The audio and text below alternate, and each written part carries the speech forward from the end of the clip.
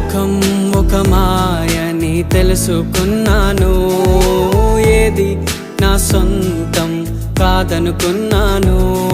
ఈ లోకం ఒక మాయని తెలుసుకున్నాను, ఏది నా సొంతం కాదనుకున్నాను. తప్పిపోయిన కుమారుని నేనైతే, నా కొరకై నిరీక్షించే తండ్రి నా యేసు. తప్పిపోయిన కుమారుని నేనైతే, నా కొరకై నిరీక్షించే తండ్రి